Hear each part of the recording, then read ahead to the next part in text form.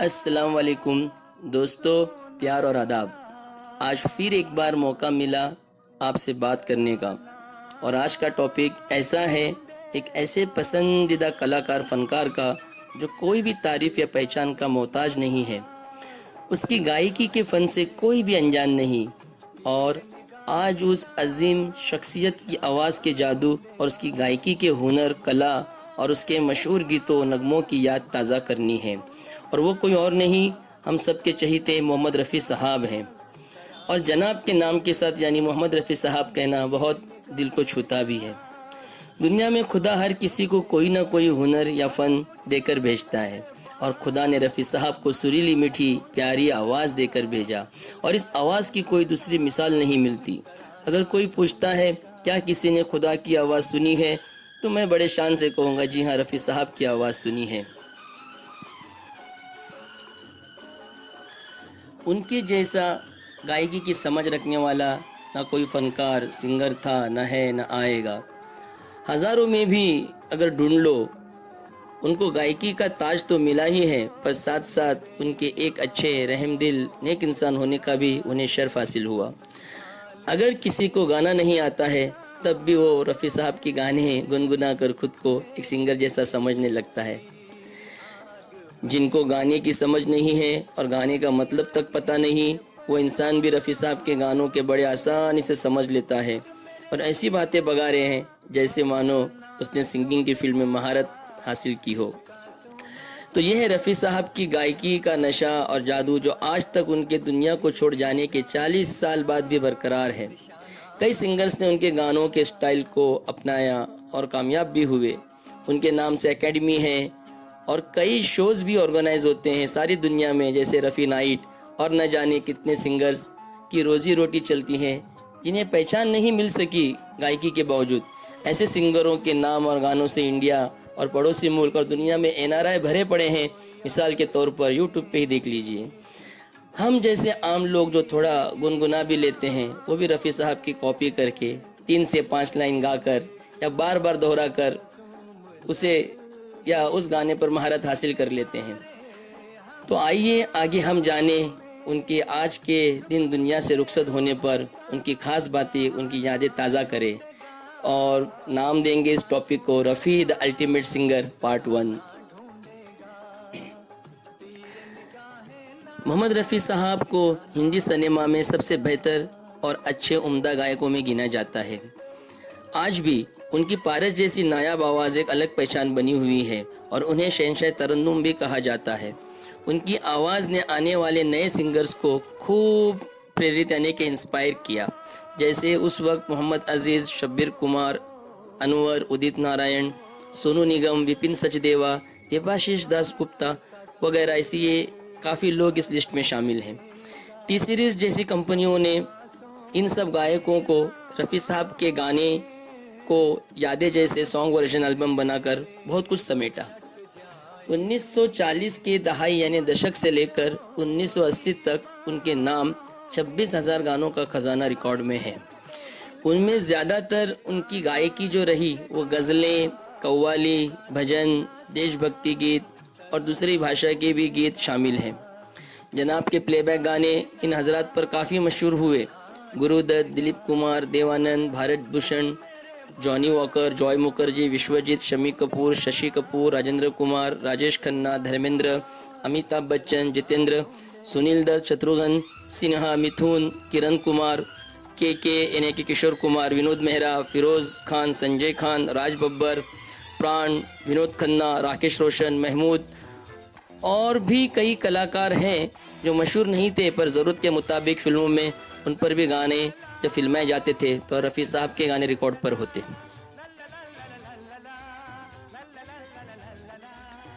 मोहम्मद रफ़ी साहब पैदा हुए 24 दिसंबर 1924 में अमृतसर के पास कोटला सुल्तान सी नाम के गांव में, जो उस वक्त हिंदुस्तान में कहलाता था, पर पार्टीशन के बाद आज वो पंजाब जो हिस्सा है वो पाकिस्तान का है। शुरुआती स्कूली पढ़ाई कोटला सुल्तान सी में हुई जब मोहम्मद रफ़ी साहब सिर्फ 7 साल के हुए यानी थे। उनका ख़ानदान यानी घर परिवार रोज़गार के सिलसिले में लाहौर आ गया।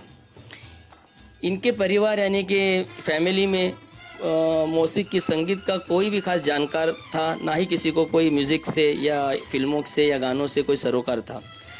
जब रफ़ी साहब छोटे थे तब इनके बड़े भाई की नाई की दुकान थी। रफ़ी साहब का वक्त काफ़ी वहीं पर गुजरता। कहा जाता है कि रफ़ी साहब जब 7 साल के थे तो वे अपने भाई की दुकान से होकर गुजरने वाले एक फ़कीर का पीछा किया करते थे, जो उधर से गाते हुए जाया करता था। रफ़ी साहब उसके पीछे पीछे उस गाने की धुन में, उस नशे में चले जाते और जो एक गांव की हद से जब वो फ़कीर चला जाता तो अब फिर लौट के आते। उसकी आवाज़ रफ़ी साहब को बहुत पसंद आई और रफ़ी साहब उसकी नकल किया करते थे। उनकी नकल में एकदम अव्वलता को देखकर लोगों को उनकी आवाज़ भी पसंद आने लगी। लोग नाई की दुकान में उनके गानों की तारीफ़ किया करते या करने लगे, लेकिन इससे रफ़ी साहब को कोई ख़ास तवज्जो या उससे ज़्यादा कोई मशहूरत नहीं मिली उन्हें। इनके बड़े भाई मोहम्मद हमीद ने इनके गाने के यानी म्यूज़िक की तरफ जो इनको एक अट्रैक्शन था उसको परखा और उस्ताद अब्दुल वाहिद खान के पास म्यूज़िक की पढ़ाई या जानकारी के लिए उनको ले जाकर उन्होंने कनेक्ट करा दिया। एक बार आकाशवाणी यानी हम आकाशवाणी बहुत फेमस है उस समय, ऑल इंडिया रेडियो लाहौर में प्रख्यात यानी बड़े मशहूर सिंगर अभिनेता कुंदन लाल सहगल उस प्रोग्राम के लिए वहाँ पे प्रदर्शन के लिए, प्रेजेंटेशन के लिए, एडवर्टाइजमेंट के लिए, प्रोग्राम के लिए आने वाले थे। इसको सुनते ही मोहम्मद रफ़ी और उनके बड़े भाई भी वहाँ चले गए। लाइट चली गई, उस वजह से सहगल ने गाने से मना कर दिया। रफ़ी के बड़े भाई ने ऑर्गेनाइजर्स यानी आयोजक नियोजक जो भी रहते हैं वहाँ पे, उनसे रिक्वेस्ट की, निवेदन किया कि भीड़ की बेचैनी को देखते हुए उन्हें शांत करने के लिए, खामोश करने के लिए, ये बच्चा गाता है यानी मोहम्मद रफ़ी साहब जब बच्चे थे गाते हैं, इनको मौका दिया जाए तो लोगों का अच्छा खासा मनोरंजन होगा। उनको परमिशन मिली। उस वक्त आप 13 साल के थे। मोहम्मद रफ़ी का ये पहला लोगों के सामने ओपन यानी सार्वजनिक प्लेस में ये एक प्रदर्शन था, एक प्रेजेंटेशन थी। उन लोगों में एक श्याम सुंदर जी बोलकर थे, वो उस समय के बड़े म्यूजिशियन थे, एक प्रसिद्ध संगीतकार थे। उन्होंने उनको सुना और काफ़ी मुतवज्जह यानी प्रभावित हुए। उन्होंने मोहम्मद रफ़ी को अपने लिए गाने का न्योता दिया। उस वक्त मोहम्मद रफ़ी का पहला गीत एक पंजाबी फिल्म गुल बलोच के लिए था, जिसे श्याम सुंदर जी ने 1944 में म्यूज़िक दिया था। सन 1946 में मोहम्मद रफ़ी साहब ने मुंबई की तरफ रुख किया यानी आने का फ़ैसला किया और उन्हें संगीतकार नौशाद, जो एक क्लासिक म्यूज़िक के सम्राट कहलाते हैं, हिंदुस्तान ने उनको टाइटल दिया है, मदर इंडिया, मुगल आज़म जैसी म्यूज़िक दी। उन्होंने इन्हें पहला अपना गाना गाने का मौका दिया। जनाब के गाने सुनने में यूँ तो बड़े हल्के फुल्के गुनगुनाने में आसान जैसे लगते हैं, पर जब उनके गाने गाने लगे ना तो अच्छे सिंगर की, हाँ मैं सीधे लफ्ज़ों में कहता हूँ कि फट जाती है या फट जाती थी।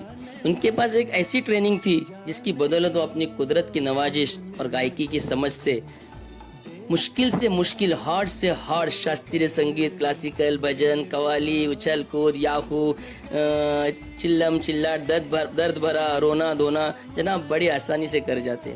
जनाब ने सबसे ऊंचे सुर छू लिए उनकी कई खास गानों में, जिनमें खास करके वो दुनिया के रखवाले शामिल हैं। आप कोई भी इस गाने को सुन चुका होगा, अगर ना सुना है तो फिर सुनिए कि किस ऊंचाई को इन्होंने छुआ था और कई दिनों तक उनका गला जो था वो ख़राब रहा। जनाब ने हर म्यूजिशियन यानी संगीतकार जो गाने बनाता है यानी कंपोज़र कहलाता है, उसकी चाह, डिमांड और डायरेक्शन में हमेशा उम्मीद से दुगना ही दिया करते, 100%, 100% से ज़्यादा ही दिया करते थे। 24 दिसंबर 2017 में जनाब की याद में उनके 93 बर्थडे पर गूगल ने मुंबई के पेंटर साजिद शेख की एक पेंटिंग को गूगल डूडल बनाकर उनके गीतों को और उनकी यादों को इज्जत नवाजी। ऐसे बहुत सी प्यारी प्यारी बातें, लम्हे मैं याद करना चाहूँगा, आप लोगों के साथ शेयर करना चाहूँगा। तो मैं समझता हूँ आज के इस the ultimate singer Mohammad Rafi sahab के इस वीडियो में पहले पार्ट 1 बोल के मैंने पेश किया और बाकी का उनका जो भी मामलात हैं और भी कंट्रोवर्सीज़, अवार्ड्स, हिट सॉन्ग्स कौन से साल में और उनके बारे में और भी लोग क्या अपनी राय रखते हैं उसका अपन जिक्र करेंगे। तब तक के लिए आपने इसको बेहतर समझा होगा, और बहुत से और भी ज़रा हैं समझने के लिए रास्ते हैं ऑनलाइन वगैरह, पर कभी अगर हम करीब से सुने, अगर कोई चीज़ अपने मोबाइल तक आती है तो उसको आसानी से समझ सकते हैं। तो ये उसी की कोशिश थी ये वीडियो। मैं पार्ट 2 में आपसे फिर मुलाकात करूँगा। तब तक के लिए आप सुनिएगा, शेयर कीजिएगा, लाइक कीजिएगा, कमेंट कीजिएगा, और फिर मुलाकात होगी। तब तक के लिए गुड बाय।